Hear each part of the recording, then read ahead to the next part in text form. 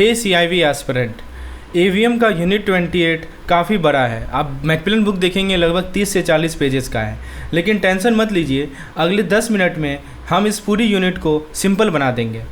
Exam के लिए ज़रूरी पॉइंट्स, इंपॉर्टेंट टर्म्स और मस्ट नोन फार्मूलाज सब कुछ मैं आपके लिए तोड़ कर रखा हूँ, और वीडियो को एंड तक ज़रूर देखें, क्योंकि मैं आपको एक ऐसी टिप्स दूंगा जो आपके ये यूनिट याद रखने में मदद करेगी। तो चलिए दोस्तों, शुरुआत करते हैं और इस हैवी यूनिट को हल्का बनाते हैं। टॉपिक का जैसा कि नाम आप देख सकते हैं, चैप्टर का नाम है compliance governance structure. So let's start with the first topic that we have. This is regarding the organisation structure. So friends, let's break down how organization ensure compliance in the easiest way possible.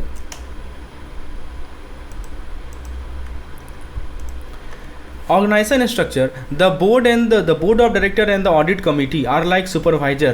They make sure everyone follows the rule. The CCO, Chief Compliance Officer, leads compliance and report to the MD and CEO or board or ACB. Compliance is not just at the top. It is everywhere. It is at corporate office, it is at regional office, it is at branches. The CCO's performance is regularly reviewed by the board and the audit committee. Now, let's talk about the role of board and senior management. It all starts from the top. The board and senior management lead by example. They create a compliance policy and the CCO reports to them. They make sure there is no conflict of interest and fix any compliance problem quickly. The board does regular review, quarterly and annually, to keep everything in check. Senior management role. Senior management, the CCO is chosen by a senior committee.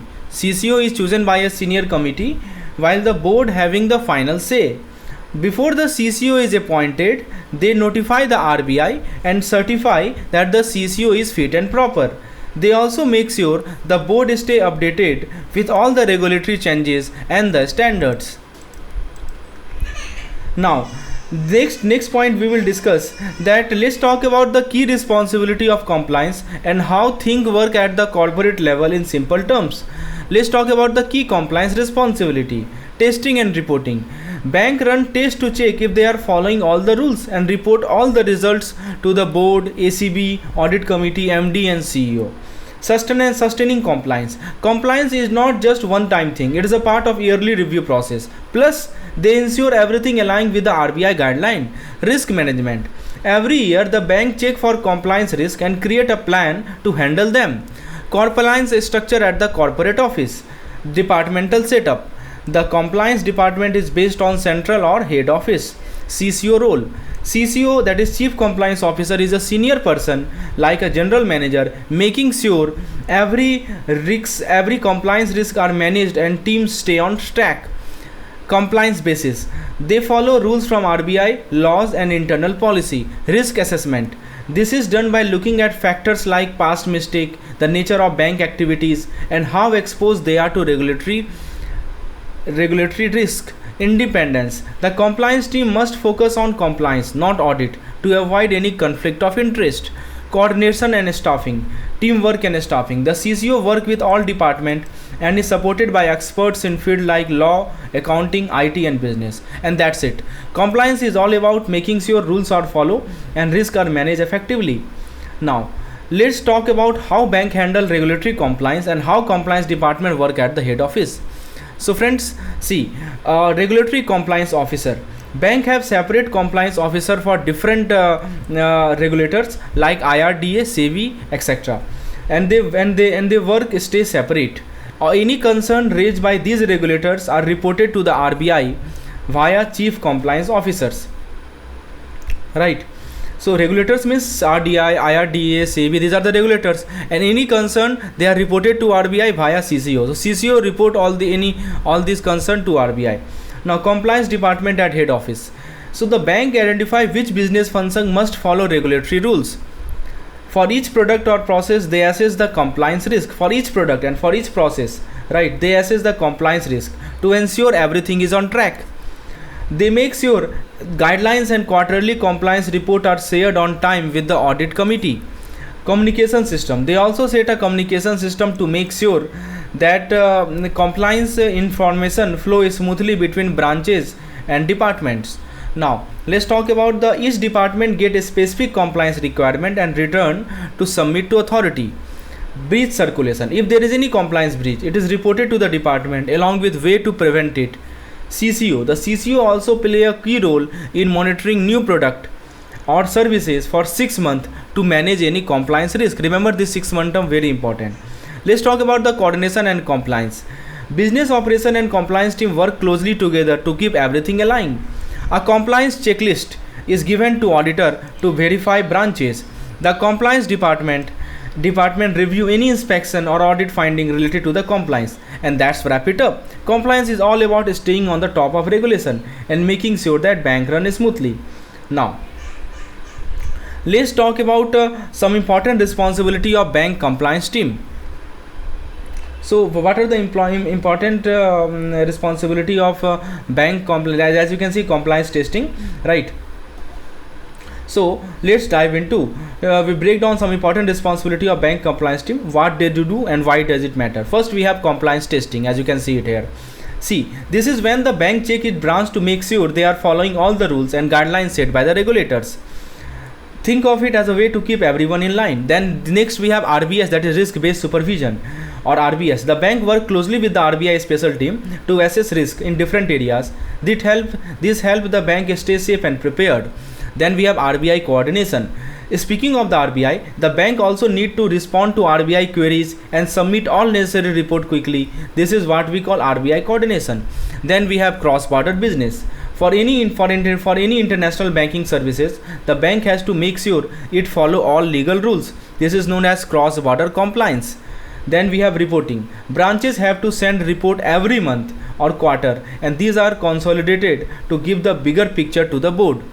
And then we have overseas. Now for the overseas branch, what is the rule? Overseas branch need to keep their KYC and anti-money laundering policies up to date, and they also need to send periodic certification back to the head office to ensure everything is running smoothly. Then we have testing, as you can see testing. So just like in local branch, overseas branch must conduct their own compliance test and report their finding. And finally they need to report their submit report to the regulators in their country, specifically if there is an issue. Now then after you can see written here monthly, quarterly MIS reporting. So see, try to understand. Back to the main office, that is compliance department reporting. Back to the main office. See, the compliance department send regular report to the bank board of director. So every month they report key issues to the board, and every quarter they report key issues to the board. And every quarter they send update about communication with RBI and other regulators. So every month they report to the board via ED CMD on key role, and every quarter report to ACB on compliance function and RBI MOF Ministry of Finance communication status, right? And any department that receive a communication from RBI or other regulatory body must respond within 7 days. So this 7-day feedback is must, right? Like RBI, MOF, IBA, FIDI, FIMDA, any etc. Once a year, the compliance team assess how well the bank is managing its risk and report it to the board. Now there is something called exceptional reporting. What it means? See, if something seriously something goes wrong, like a major regulatory failure, that get reported too. And that's a quick breakdown of the bank compliance responsibility. It's all about staying on the top of regulation to avoid risk. Now let's talk about the CCO participation in committee. See, first let's talk about the chief compliance officer. This is called CCO. So, and the committee they can join. The CCO has a key responsibility to ensure that bank follow all the rules. So CCO can't be part of any committee where there might be conflict of interest, right? So however, they can still provide advice to those committee. The CCO can officially join certain committee like audit committee of board, like asset and liability committee, that is called ACE, that is CRMC, credit risk management committee, that is CORM, operational risk management committee, and product group committee, that is called PCE. So if the CCO needs to be part of any other committee, that is decided by the MD, CD or CEO. MD, CEO or ED decide. Now let's look at what each department does to make sure that they are following all the rules. So first is called compliance responsibility. Every department has to follow the law and the internal guideline. If something goes wrong or a rule is broken, they must report it to the compliance department. Now let's talk about the compliance officer role. So every department assigns a senior officer called compliance officer to take care of this. They are like the go-to person for all compliance related tasks. So what does the compliance officer do? Well, their main tasks include identifying risk and in their area and coming up with plan to reduce them, monitoring compliance and making sure everything runs smoothly, submitting report on time to the regulators and the boards, and finally, and of course, they clarify any question about compliance with the compliance department. They also participate in training session and stay updated on the latest rule and turn those guidelines into easy to follow instruction for the staff. Plus, they set up a framework. You can see they get written. They set up a framework to keep track of how well the department is following the rule. Finally, when the RBI or any other regulators send a communication, department need to respond fast, and they send this feedback to the compliance department, and that's how the CCO and the other department work together to make sure the bank is always following the rule. Now let's talk about different departments and branches in bank that make sure they are following all the rules. This is the key part of creating a strong compliance culture. Let's break it down. Right. So first thing first is role of functional department. First let's look at functional department and what they do for compliance. See, building compliance culture. This functional department help build a strong compliance culture by making sure all the information they submit to the RBI is accurate and up to date.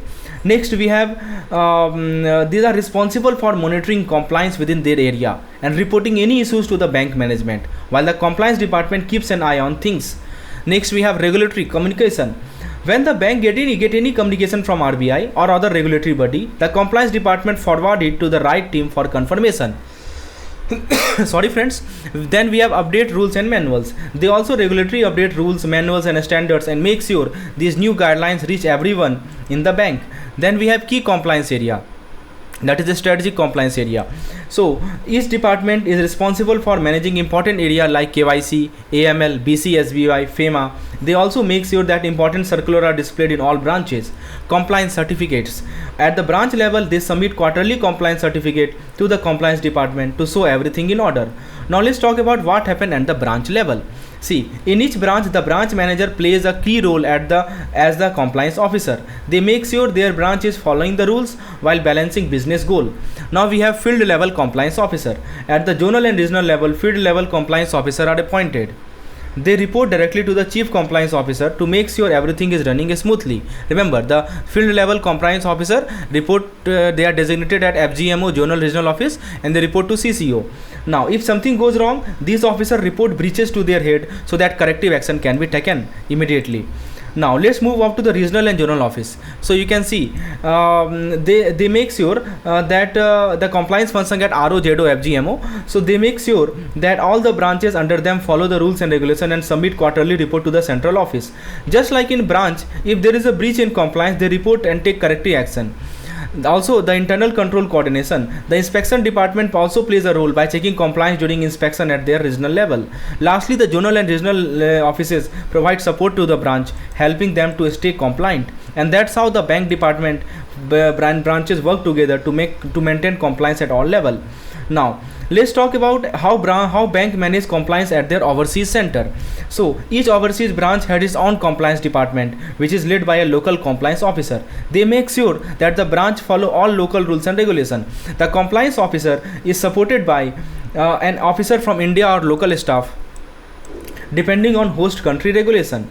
Let's talk about what does the compliance officer does. So they need to have a good understanding of all the statutory, regulatory and internal guideline. They report directly to the bank chief compliance officer, that is CCO, and monitor how well the branches are following the rules. They also conduct compliance tests to ensure to regularly and report the result to the CCO. The chief executive, you can see written here, the chief executive, which is called CEO, he is responsible for making sure all the compliance guidelines are followed, and HR department provide the right staff. Right, obviously HR department provide the right staff. Now next we have the learning and development team arrange regular training sessions to the compliance staff to keep them updated. Now let's talk about what happened when there is a compliance failure, that is called material compliance failure. See, compliance means following rules and requests set by both external body like regulator and internal guideline. Non-compliance can happen in different way, like through mistake in business operation, audit finding, or during regulatory inspection. So these are the source of failure. Now independent assessment body, independent agencies assess compliance to make sure the bank maintains its integrity and trust, and that's how compliance is managed at overseas branch. Now let's talk about the basis of internal control in branch, right? That is called material compliance. Compliance with following, obviously we have talked about this.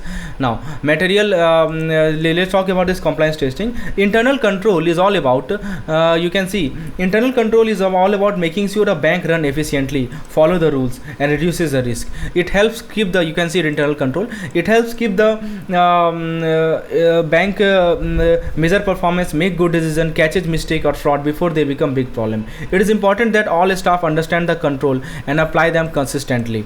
Now control system management, let's talk about this control system elements. What are the elements? So let's look at the key part of internal control system. This includes the commitment from the boards and management, a solid structure, ethics, and employee competence.